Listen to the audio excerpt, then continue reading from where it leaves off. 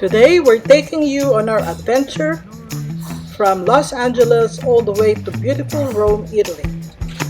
We're flying with Norse Atlantic Airways, a budget airline known for affordable transatlantic fares. Let's see what the experience is really like. We booked our tickets online. Once on board, here's what you can expect. In economy, the legroom is about 31 to 32 inches. Pretty standard for budget airlines, but it can feel tight if you're tall.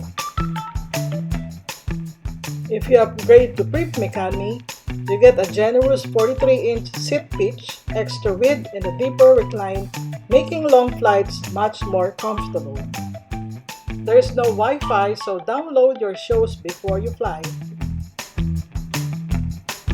You will need to purchase extras like check bags, meals, and comfort kits directly through their website before your flight. They have a marketplace where you can buy some stuff and merchandise, and also a beverage and snacks. Each seat has a power outlet and USB port, plus a sit-back screen for entertainment. If you don't bring your own headphones, you'll need to buy a pair on board.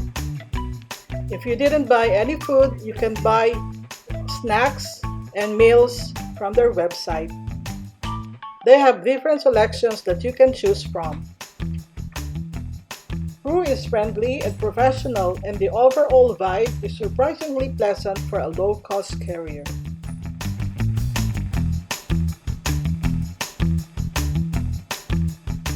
We've just landed at Fiumicino Airport in Rome. To get to the baggage claim area, follow the signs for the People Mover. It's a free automated shuttle that connects the terminals to the baggage area. We will show you exactly how to find it and ride to baggage claim.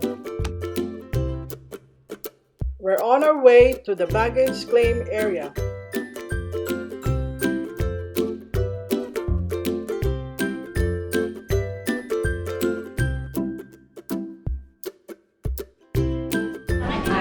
After collecting our bags, it's time to go through immigration.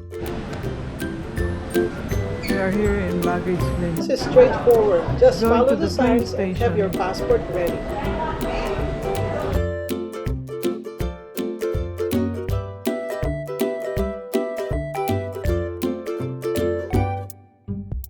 Next, we're heading into the city. The easiest way to take the Leonardo Express train, which runs non-stop from Fiumicino Airport to Roma Termini, the main train station in Rome.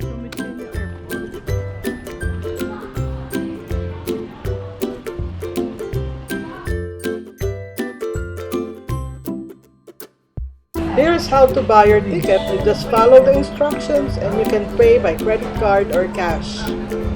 Look for the ticket machines near the train platforms.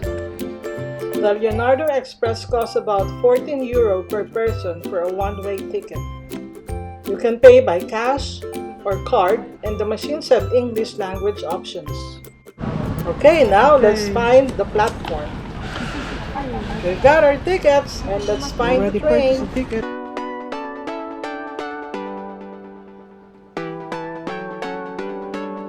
The ride to Roma Termini takes about 32 minutes. The train is clean, comfortable, and runs every 15 to 30 minutes throughout the day.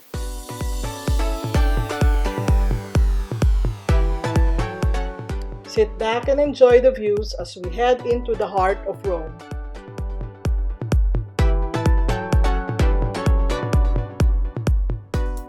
We've arrived at Roma Termini. If you want to explore the city by metro, look for the ticket machines inside the station. Metro tickets cost €150 per ride, and you can buy single tickets or day passes. Before heading to our hotel, we're stopping at Mercato Centrale, a vibrant food market right next to Roma Termini. Inside, you'll find dozens of stalls serving everything from fresh pasta and pizza to gourmet coffee and gelato. It's a great spot to grab a quick bite, sample local flavors, and soak up the lively atmosphere.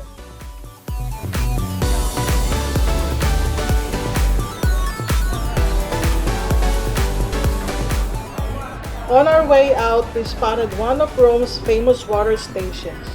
These fountains are scattered all over the city, and you can fill your bottle with fresh, cold drinking water absolutely free. It's a lifesaver during the hot summer months. On our way to our hotel and ready to start exploring Rome. Stay tuned for more adventurous tips and hidden gems in the Eternal City.